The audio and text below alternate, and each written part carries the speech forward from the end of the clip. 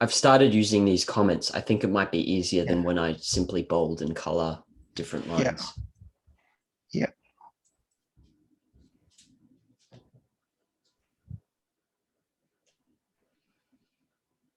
Yeah, there's a couple of passages after this. Like we'll go over it, like I guess paragraph by paragraph from this point forward. Maybe I should just also start reading Nicomachean in Ethics. Yeah. There's portions of it that are better. I think the friendship sections would be great. Like Okay. books 8 and 9. It's not that long. All right. So I could read over that and go through this kind of process of commenting and highlighting and then discussing. Yes. That's usually how Aristotle works. Like there's a lot of stuff there, but I wouldn't necessarily go line by line, just read it and roll with it and then question it afterwards. Okay. That's how he is. That's really Aristotle's style. Like you might get confused and then suddenly it makes sense later. Because the way he argues, sometimes like he restates it again differently. Then it makes sense. But yeah, we'll go passage with paragraph by paragraph. Well, I'll tell you what's relevant, but starting with this, what do you have questions on? What we started with here? Well, I see what he's saying. It's an interesting observation. Although I was thinking about, like, is it you love something so you're willing to bear the cost, rather than this can also be read as if something costs you, then you love it. Yes. Because it reminded me of, there's a psychologist who wrote up 36 questions to fall in love. And the claim was, if you ask your partner these 36 questions, you'll fall in love. I thought it sounded ridiculous, but I had someone bring the question to me and said, all right, well, let's ask each other these questions. And I was completely skeptical from the beginning. I'm like, this doesn't make sense. It's just because I invest my time and share these things with someone doesn't mean I will love them. And it's true. Like I did those questions and of course, like I felt no different after. So it made me think of that. Yeah. I mean, that's usually Aristotle starts with something like he observes some general things in society that's pretty common. Like, yeah, I mean, it's almost obvious what he says sometimes. It's just starting with some basic observations. But yeah, I see what he's saying there. But I think the more important part was the next paragraph. Like how, whether you ought to love yourself, oneself, or someone else the most, which gets into the value of, like, what's the point of a friendship? What does it mean? What does it mean to value them? In what way can we even judge that there's value to exchange? And that's more what I was starting from. Like, I didn't really want you to read that paragraph, actually. That was a different point. If you give me a text, I'm going to dice it up and just put in a million comments and questions. I should have told you after the 8. Everything after the 8 is what I meant. All right. Well, I did find it interesting, and I can see how he's getting into the concept of selfishness because he says, from what I understood, there's at least, so in his whole culture, there was this sense of what is noble. And it sounded to me like this is this intrinsic sense of something out there that you must do regardless of your own interest, and which he's now going to go into and explore after whatever this passage is, because he says, but the facts do not accord with these theories. Yeah, it's describing and he's examining it. He's not even taking a stance. It's like, these are questions people ask. Let's examine it. What is the right answer? In what way is one person right? In what way is the other person wrong? Let's see. And that's what he's getting into. Right. Yeah, this is it's a very good luring snippet to motivate me to read the rest of his work. I'll just guide you through some passages. Just open the link again. Like there's arrows at the top. I'll tell you. Just click next. Yeah. Okay. So you see above the passages, Aristotle and Human Ethics. Yeah. 1168A20. I mean, those are just numbers that classify Aristotle, and that's his entire corpus. So if you ever see those numbers, you could type it into here, and I'll give you the passage translated. That's standard. Any Aristotle scholar will use those numbers. These are like standardized references Yes. to every single passage. Yes. Wow. Yeah, all his works. So yeah, okay. We got next. So we're on 1168b. So that one's about B.2. Yeah, this is a 668b.1.2. Before we admit that, let me see what's this point stuff at the end. Wait, maybe, let me see if you got the right one. 682. Wait, click back. See the little arrows? Yeah, go back. Let me see where. Oh yeah, that's where I am. Okay, now we're lined up. Yeah, that paragraph's good to read. The rest will go through quicker. Like this is important, this paragraph. This first one.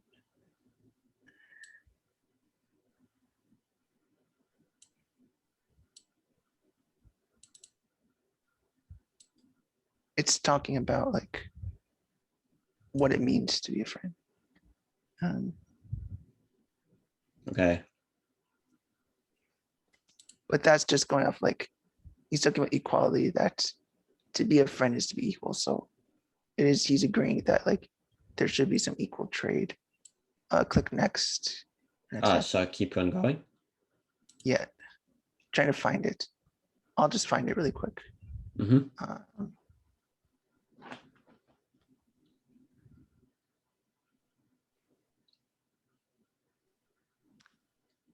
1169A.1. Let's go there.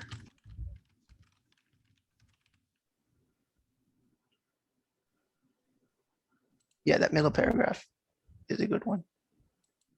I just tried 1169A.1 and it gave me an error. I don't know why that is. Like this, I'll right? I'll look at your screen. I'll just use your screen. Click next. Okay. The middle paragraph. This one? Yeah. You can even copy paste them now. Read it later if you want. Okay. Like just the middle passage, the middle paragraph. Okay. Unless you just want to read through it. You could just read it now. Yeah. Let's read it now.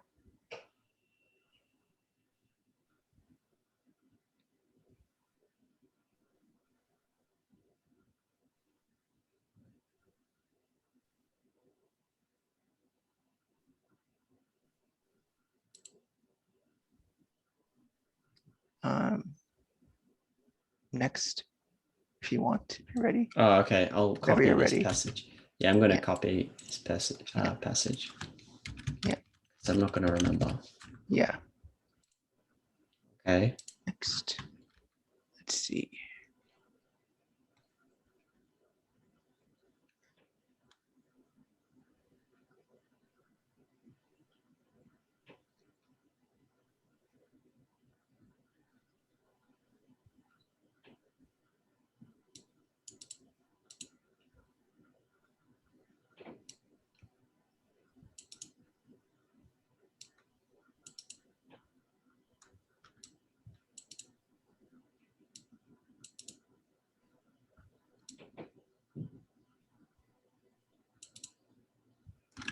Should I copy this one? Yeah, that's a good one. Because that's really describing like the shared nature of friendship and what it does to serve your good, serve your well-being. And anything else? Yeah, there's some more. Next. Yep.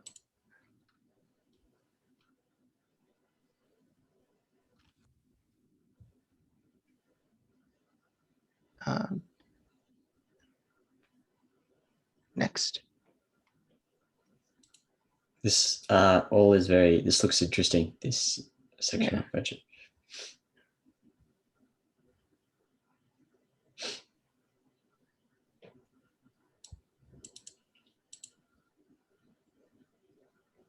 Yeah, the last paragraph here, but perhaps that's a good one.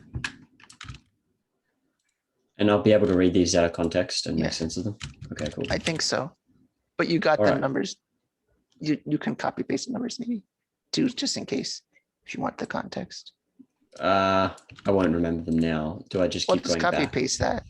Just copy paste and just like explore it. You just click back and whatnot. Oh, I can take the link. Those anyway. are the Okay. Well, those are the good passages.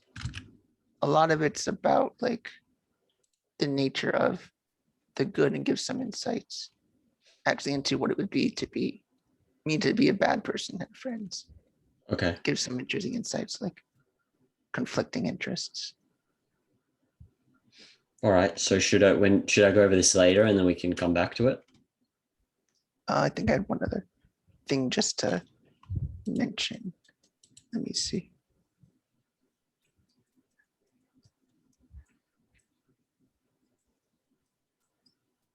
Let me check.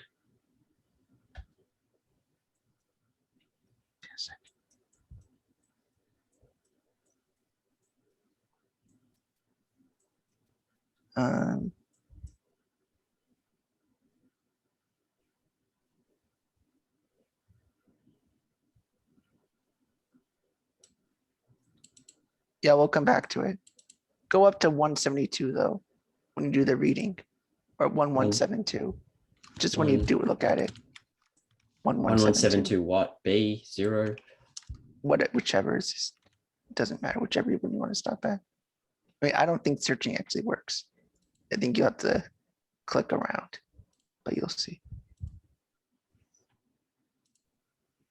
Oh, like fast. Okay.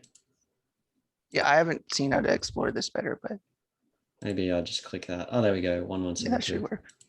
Around there is pretty good to get the full context of what I wanted to talk about. So what do I need to do here? Just read up to there from where we started today, from the link I gave you.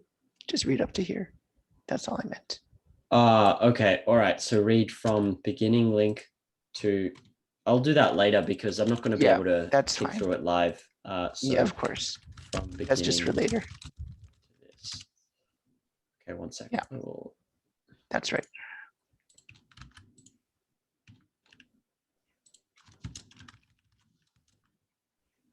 Okay, cool. Got it. Done. All right. We can go over the GALT speech since that's easier than this stuff here that I've got. Yes, for sure.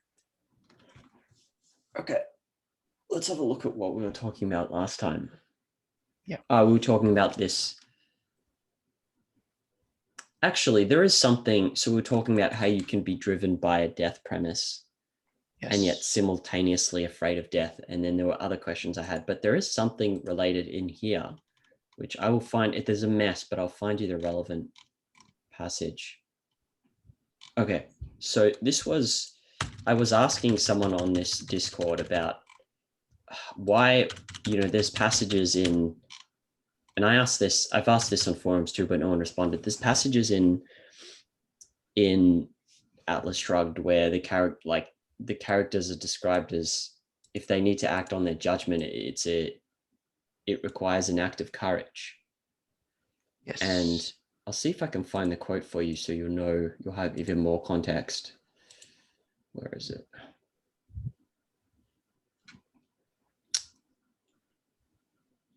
Courage. I'm going to quickly paste the quotes that I got.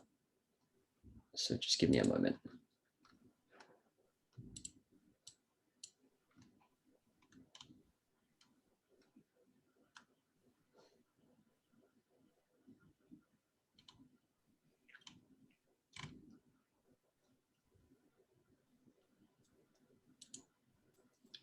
All right, I found it. There we go. That's one quote right here, which is you'll probably, I don't know if you remember this, but,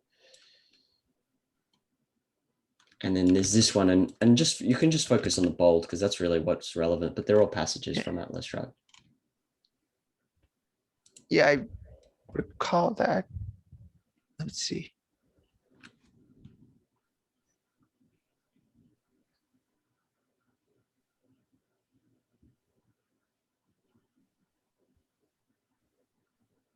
So I Yeah, was caught up with, I conceptualize courage as action in the face of fear.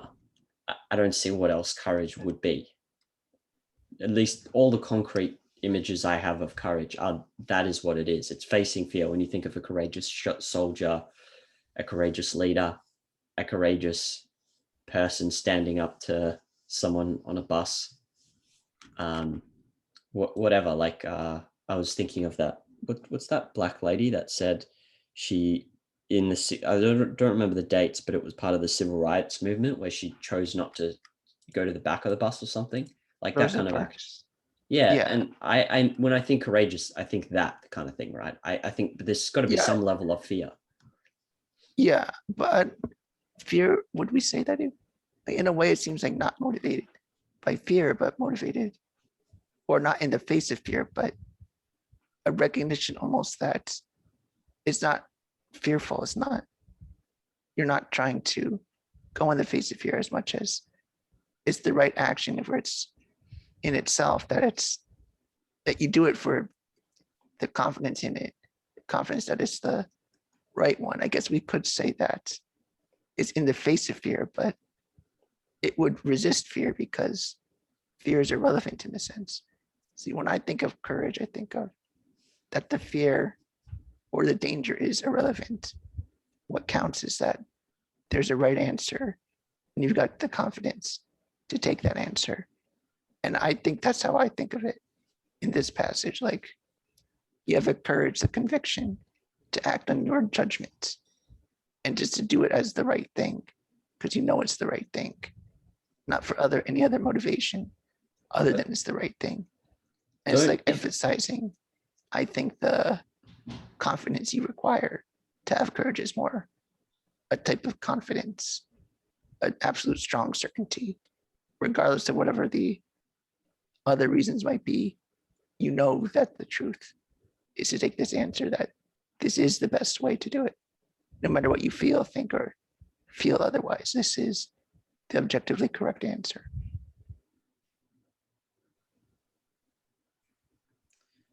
okay, so but it almost seems like because when I think of courage, I do think of yet what you've mentioned, which is a certainty in a conviction in the right of what you're doing. But there is, and I would have thought that this is an essential characteristic as well of courage, is the experience of fear of like a potential loss, because then otherwise I just describe it as confidence. That, you know, when I'm thinking of a lot of things in my life where I think of courage, like for example, um, to get up on a stage for me requires courage because it's there is a level of fear. But if I had no fear, I would just describe it as I was confident. I'm like, it seems odd to use courage in the sense of there not being any fear, but simply conviction in the right of what you're doing. Because that, I mean, that's what confidence is. That's what conviction, the word is.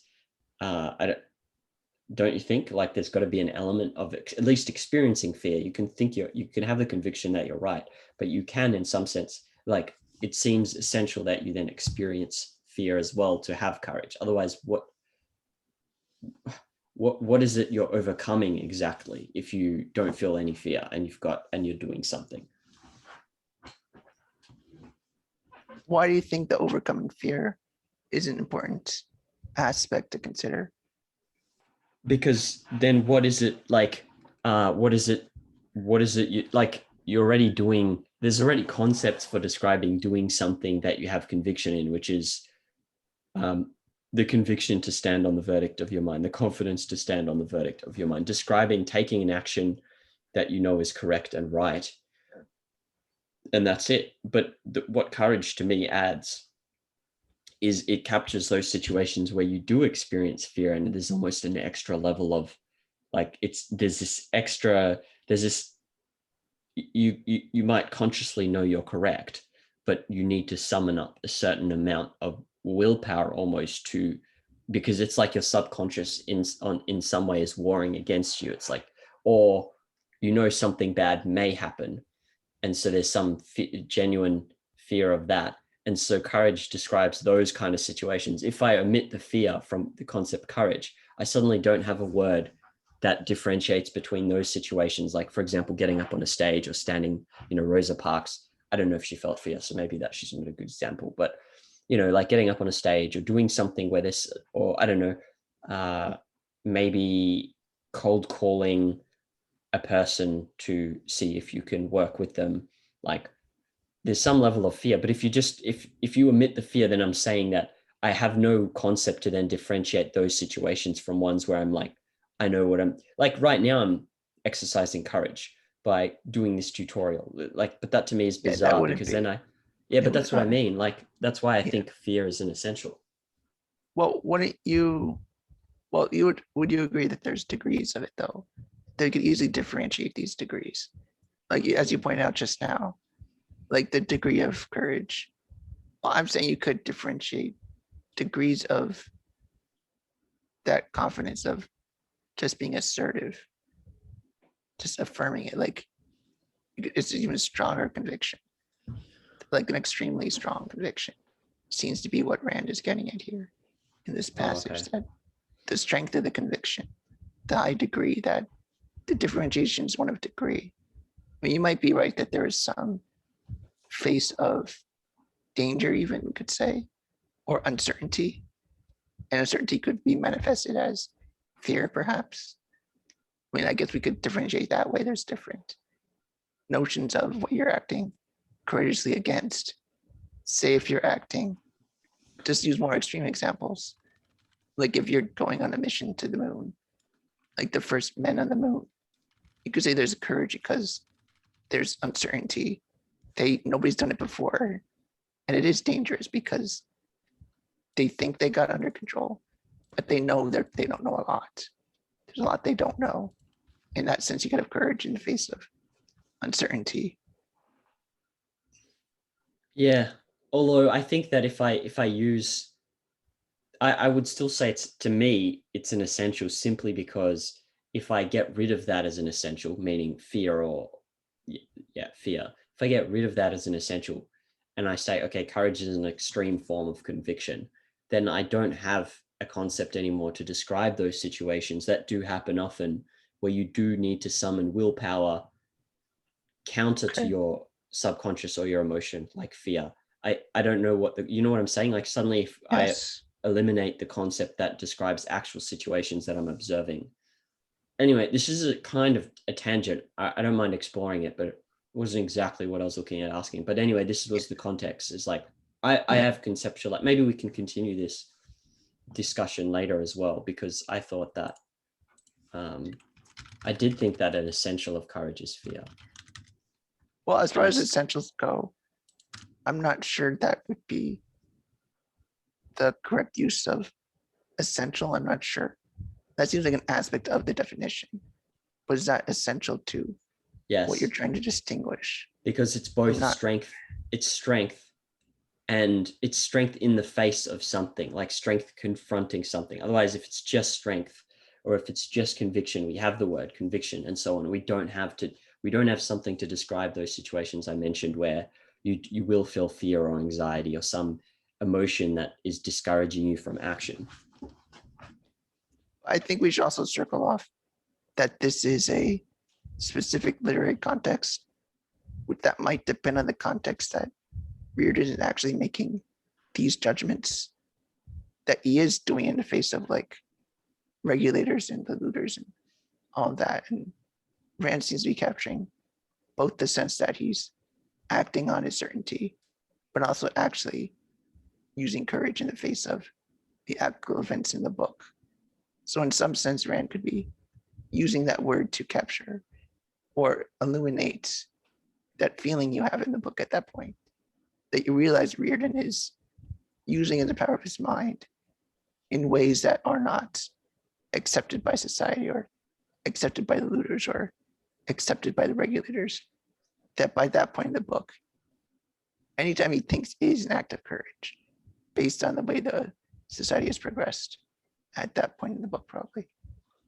Right. Yeah, I think that makes sense to me. Although I did ask, like, it can't just be some metaphysical fear of other people. You would then say it's a fear of political action against you rather than, Peter Keating, like, oh, what will others think of me? Yeah, a But danger, I guess. that A danger to your interpretation, well-being. yes, that interpretation makes sense to me. Like, if you look at the later passage, it's also not just Reardon, it's Francisco saying every man, like, he's actually in this passage, look, a city is the frozen shape of human courage, meaning he thinks that every single first thought, like every first advance in independent thought for mankind, not just for like an individual's independent judgments, but every individual advance in mankind's thought requires the courage to say it is. And so then she's claiming that it is, she's not claiming, then, your interpretation would be in that case, it's also a fear of political action against you. Yeah. Yeah, I'm trying to see if this is realistic or more metaphorical, the way Francisco says that. Because that is powerful to think of, that if your individual choices are that powerful to that extent, that even the choice to think is as courageous as acting in the face of apparent danger. That's what I was trying to get my head around. Yeah. Exactly. What could that even be? I could think of fear of the tribe, like trying to be an individual in the face of the collective. There's one sense like that even the earliest man had to make a decision, individual or collective. There's that interpretation, maybe. Or another could be just that it is such a rare idea to have such a confidence in the mind that it does take courage, because no one sees it for whatever reason. We have to acknowledge it, embrace it in a way that many people have not. And that's the sort of power I see in using the word courage. But I was trying to get underneath, like, what, because I don't know if I've experienced that. I've not experienced some distinct emotion in acting on my independent judgment apart from fear. On, like, for me, it's often to exercise an independent judgment that is contra to other people's thoughts or judgments is there's an overcoming of fear required. So I can't isolate some specific thing which makes me think of this as a concept that not related to fear, if you know what I'm saying. That's why I was so curious about it. But maybe this is worth discussing later, because it was it was a tangent. We'll move on from here. Okay. I think that's a good point. So just as a reminder, let me paste it so maybe we can come back to it later, and I won't forget, because it's I think the discussion might be interesting and worth continuing. Anyway, the context was I was actually asking about that a while ago, and there's this guy on one of the Discord servers which I told you about, and he's great. He's like, he always gives these enormous, amazing answers. Like, look at this, man. We're not going to go through all of it, but he just and I'm left often puzzled and asking millions of questions. Obviously, I can ask him a lot, but I can't. These were all questions and then follow-ups of his, but we won't go through that now. But the reason I'm bringing this up, so just as a reminder again for the context, so it relates to this, actually, I think. Someone being driven by a death premise and simultaneously afraid of death. And so if you want to read it, go ahead, and then I'll show you the questions that I've got for it. Sorry, I think it's blocked, but now I've got it. It's suits the more powerless.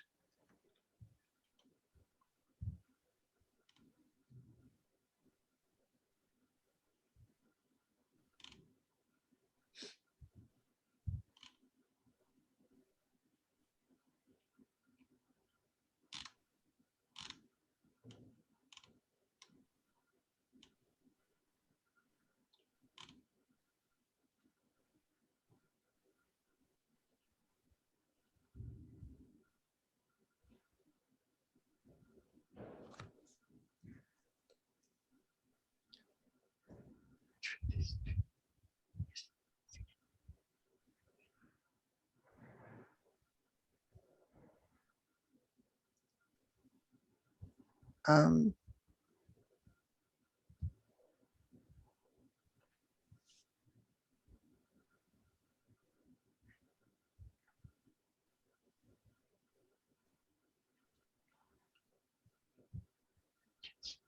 Transcendental guarantee. Sounds a bit platonic the way he writes, or rationalistic, but yeah, I read it. Okay, so what failing to act, so this, I'm trying to tie this to the idea of someone being driven by death premise and yet simultaneously afraid of death. And so there's what he describes as there's the perceptually given, and there can be a fundamental friction between the world of our ideas. And then ultimately, this is why a principle of bivalence even exists in logic. That's Like, what I mean by platonic. I mean, that is like the friction between the world and our ideas. I mean, that's a bad thing if that ever happens. The conflict, that the existence of a separate world, in any sense, even metaphorically, okay, is platonic in my opinion. That he's trying to describe a conflict between the mental world and the physical world, which he's trying to integrate it, but really there is no difference between the two. And that's kind of why I'm not liking his answer. But okay, so what I interpreted him as saying is that there's a principle of bivalence in logic. So I had to look up bivalence, but I understood it to be this true and false. Sorry? Yes. Is Yeah, that how I two say values, it? true and false. Bivalence? Yeah. True and false, right? And Yeah. so the whole reason that there's even a concept of true and false is because there can be a friction, meaning a difference between, basically we can split off our mental contents from reality. Yes. And that's why there even is a concept of true and false. When we abstract away from reality, we can either, our ideas can be derived from reality and true, or they can be false. And because of that, there is such a concept in logic as true and false, right? It's not like an animal who's, he doesn't have concepts, so he's always grounded in reality. Like he's perceiving what is, just as our senses and perception perceives what is, right? That's what he's saying, that the whole, well, a fundamental friction is a bit strong there, not just to say that there's a conflict sometimes, but a fundamental friction. I mean, that's different than saying there's sometimes you get it wrong. right? I mean, fundamentally, there's a friction. In this scenario, it did say here, remember, of failing to acquiesce before that was the condition. Is the fundamental, is a friction, I guess. Okay, I see. Yeah, it's confusing. I had to read this many times. Like, I wouldn't see why there'd be a difference between just saying there is a friction rather than a fundamental friction, but whatever. When you act series and principles which are false, the results, well, no, not necessarily. I mean, that we already know is false. It's not true that when you reject principles, the result is pain. It's pain here is a bit ambiguous because pain itself is like just pain versus pleasure.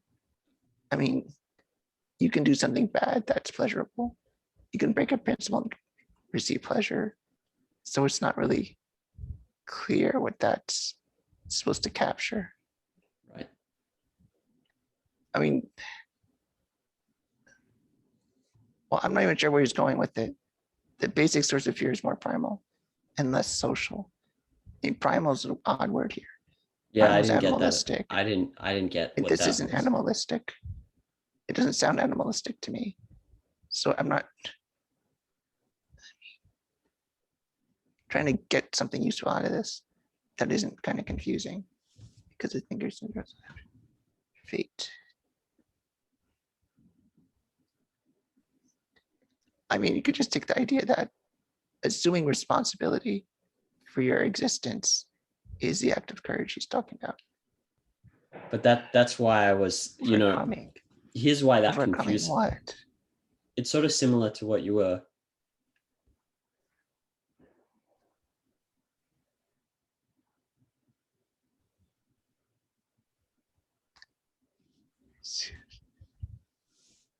Yeah, I don't know if I can't. It takes me so long. Assumes the necessity of its overcoming, becoming a thing or something. Overcoming what? I gotta highlight that. I don't know. I don't. Okay, we can skip it that's maybe, but yeah, it's too confusing to me. okay, that's fine. Too many questions. Yeah, I've got too many questions as well.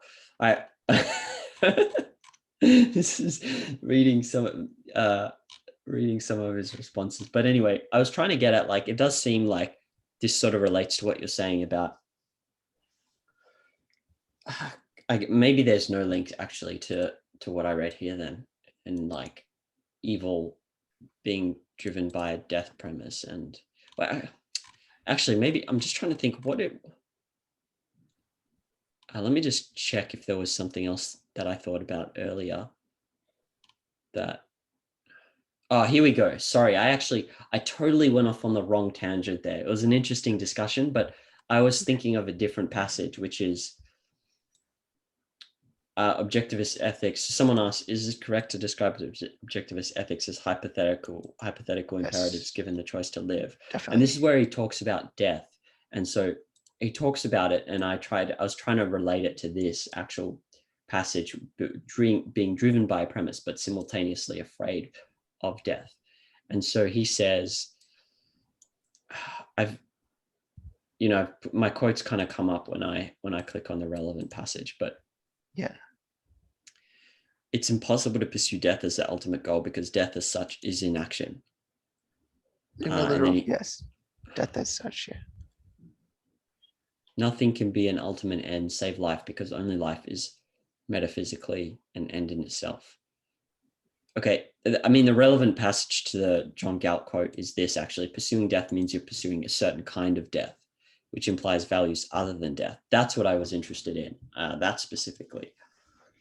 But it does seem to tie up with that quote from the John Galt speech, where you've got a guy like Jim Taggart who's like, okay, he's on a philosophical death premise, and yet he's moving around in the world pursuing or appearing to pursue all these things, right?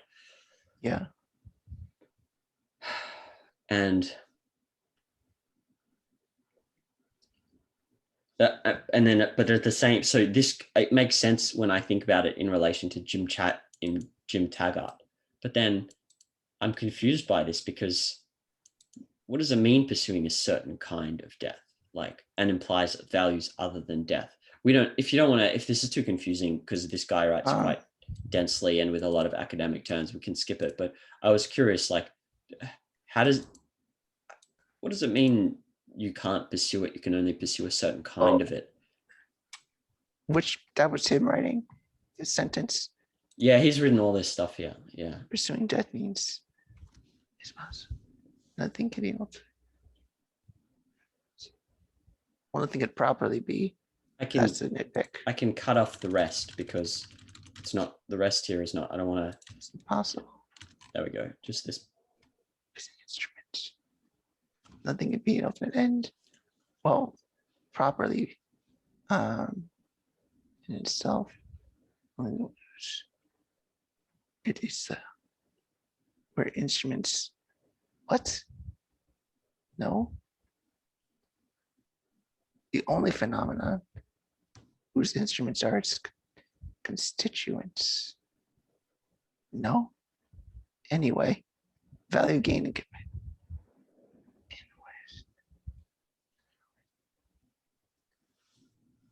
And what it is itself.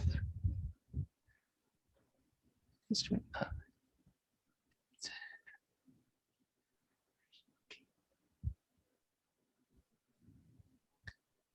It might not be worth delving deeply into this, because I was hoping that I would be able to relate it to that quote, the first quote of Jim Taggart, thinking about Jim Taggart as a character on. Yeah, I'm almost done with the paragraph. I just want to.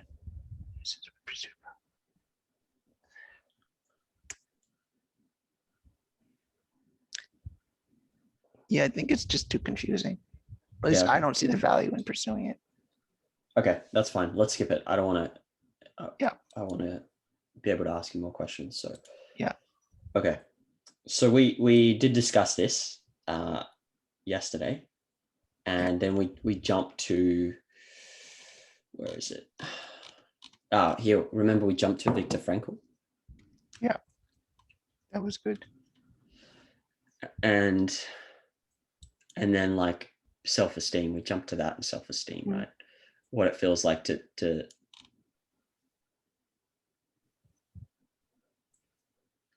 okay.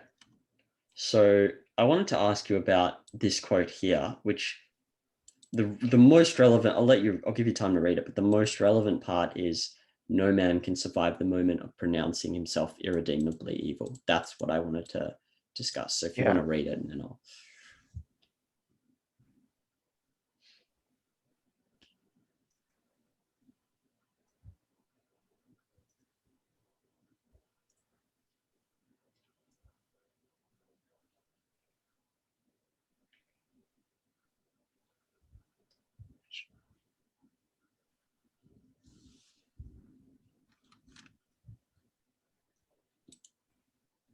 Yeah. Yeah. I got First, it. do you know any good examples, like apart from fictionalized examples in Atlas Shrugged, of that situation where someone has pronounced himself so irredeemably evil that he does become insane or For suicidal? being evil. Well, there's Cheryl Taggart, but that wasn't for self-hate. It was like, I don't like, it was just like reality made no sense anymore. It wasn't that she hated herself. So I don't think, well, in real life. Well, you could be unfit. See, you could be unfit for existence, but that's pretty close to existence being unfit for you, right? Like it's almost the same thing. Yes. In terms of, because I don't think of, when I think of this passage, I think you can read it with a kind of common traditional view of morality where evil is like you're following commandments. But in this case, I actually think it's like what I'm doing is, I think of evil as you get to a point where you say what I'm doing is completely meaningless, and or what I've done is completely meaningless, has no worth, and I can never redeem that. And I'm not able to make anything, I'm not able to live a life that I feel good about. And everything is just pointless and has no meaning. Something like that would be an even one concrete example of getting to the point of considering yourself irredeemably evil. Like you could even be mistaken, maybe. Like you can imagine someone who like enters a huge existential depression. Like that could be an example as well. Yes. Perhaps I think that's a good way to interpret that, to flip it, because that gives you a way to analyze it. I think it's very insightful. Like first we can take the idea just, well, what happens when you die? In a literal sense, the process of life just stopped for whatever reason. But you could also say that you're no longer fit for existence, even there just naturally, that the state of existence cannot handle your existence, in the sense that the conditions for your existence are no longer met. So then you perish, which is natural as can be. It's like existence is no longer fit for you. Not some benevolent or terrible thing. It's just, oh, your time has come. The state of reality is not such that it can keep you there, which is fine. But then you could also think of in terms of, well, for mankind, there are these volitional things you must do to be fit for existence in that bare survival sense. Like in that same way that we take it more abstract, that there's certain actions that these principles of like honesty and rationality, they're part of the process of existing just as much as metabolism. They could say when metabolism stops, well, existence is unfit for you. In the same way, you could say reason, once it stops, existence is unfit for you because you're no longer able to go through the process of existing. Right. So in a way, you could say that, but since those are volitional, to willfully like deny these, to like even acting with principles or rejecting them requires some action with regard to not thinking or thinking, in a way that if you really reject thinking, you are making yourself unfit to exist. You're making yourself into a condition where your life just can't continue, even if you wished it to, because just naturally doesn't apply to existence anymore. Right. But you're consciously doing it, which is, but at the same time, not truly acting towards your death. It's like a permanent contradiction. It is in a state of contradiction because I don't think you really could reject that entirely unless you're literally dead, which Rand says, like, in that exact moment, you're irredeemably evil would be like suicide. That's when there's literally nothing that is fit for existence. It is the end. It's imminent. So we can It's not broaden, like, we can broaden this because it's not, I don't think it is like I'm a villain. It could be someone who has, let's say, passed their whole life by just not thinking really about what they're doing and ending up in random places and doing what their mum says or father, I don't know, whatever. Like I can't think of a perfect example right now, but they go to study at university, they become a doctor because that's what their mum has trained them to do, and they pass all these motions, and now they're 56, and they've thought to some extent, but their whole life has felt like just not lived, and they don't feel like they can. They get into some mega depression, existential depression, and then they decide that they can't change their life around. That would be one specific instance on this. So it doesn't have to be a super villain like Taggart.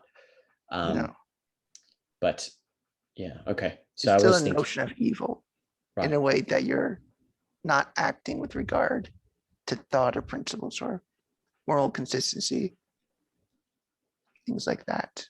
Actually, then, so Cheryl wouldn't fit in this because, okay, so I don't think so, no. the example of evil would be I've moral, like it's not I've made a mistake, which would be one thing, right? Yes, And correct. and then I've made a mistake, and so I can't bear it or something like that. Actually, that wouldn't fit into that. It would have to be I've made these specific choices and I can't change them, and they're terrible, and so now everything feels meaningless and pointless. Something like that. Yeah, I think so. Okay. Or even a confusing state where you're in constant conflict because you've lost all principles or rational thought. Like you're just in a constant conflict, a Well, I constant how would tear you imagine? between. How would you imagine that though? Like, how would I?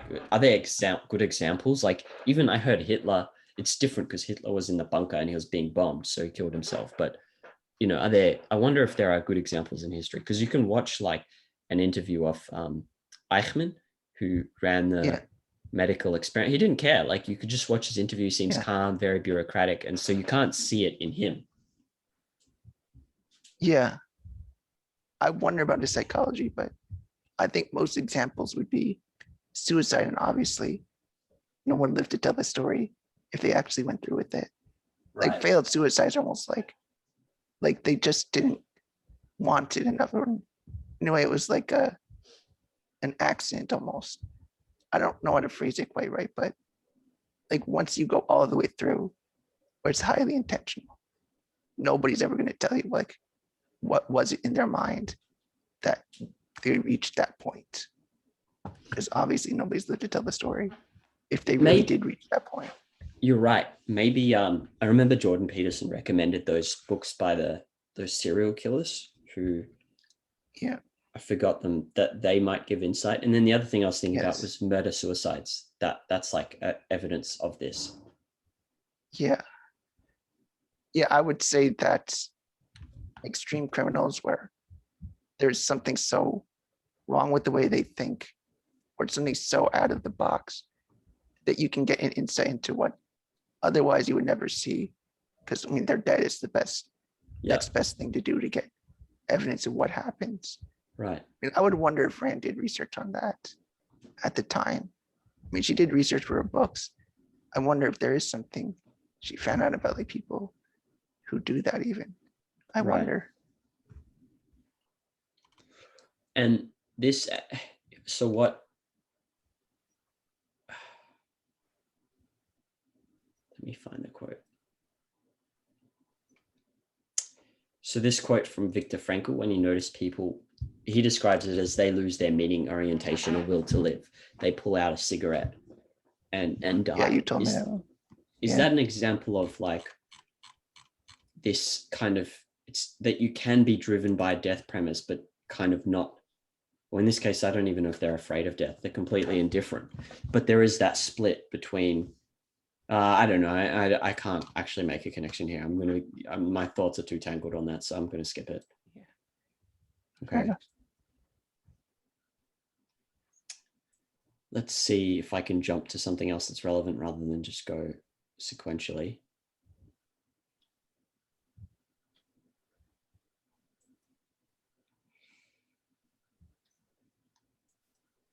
Okay, I'm going to jump now to this one because it's more related than just going sequentially.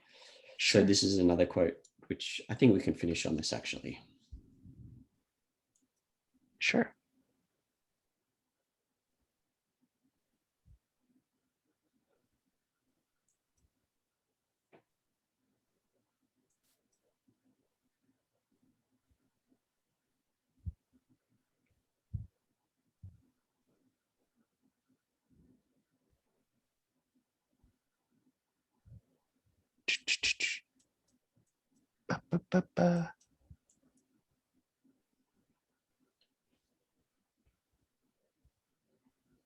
It's more of a descriptive passage of someone's mental state who is driven by a death premise, but then evading the fact that they are driven by a death premise.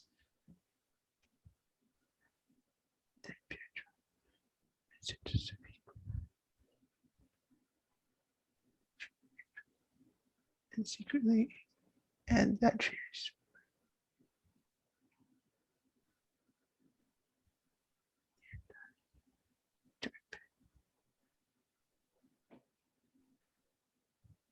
Yeah. I got it. I was trying to relate it to, have you heard, Heaven's Gate? Yes. I was thinking about like, because I don't know what that mental state even is, right? I can't, it's very hard for me to introspect and even see a hint of it.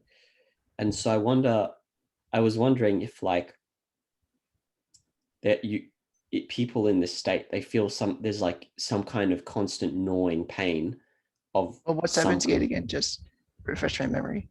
I might be thinking something else. Heaven's Gate. I'll actually put them up on my screen. They were a cult, and they all ended up committing like a mass suicide. And the leader was like, if you've seen videos of him, is very, very bizarre. Yeah. Like, let's see.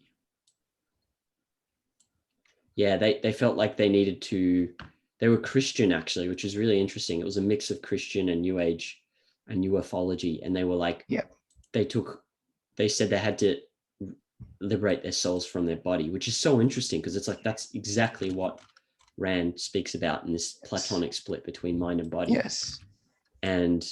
And so, yeah, I even watched a video of the guy speaking. It's insane. Like, it's insane how linked it is to what's described in some of these passages, which without the concrete references, you're like, you can read this and go, where does that happen? But if you want a perfect example, you go to Heaven's Gate. Yes.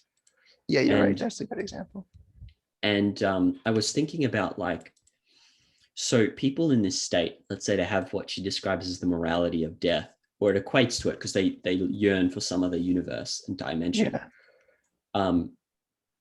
They take, like what I was trying to figure out, they seem to be just like Jim Taggart. They go through all these motions and they take all these actions, let's say. And so you can observe the person and you can't see them acting towards death. But from what I got is they keep, okay, I described it as this. It's like someone addicted.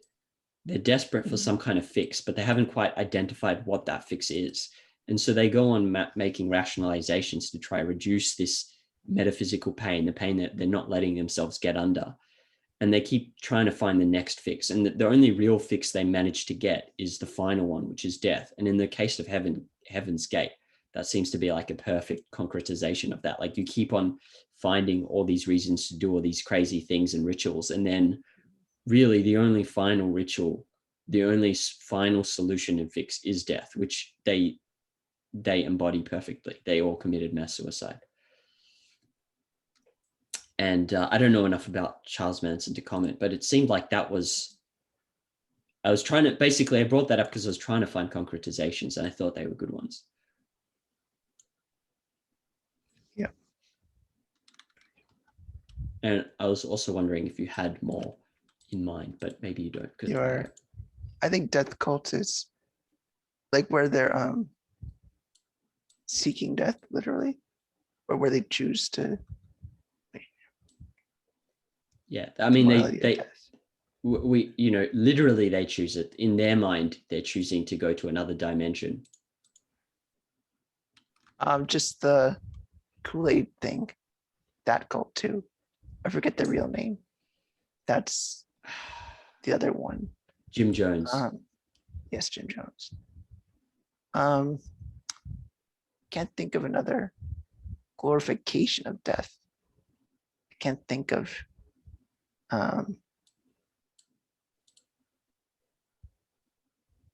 any other examples other than these that we're talking about.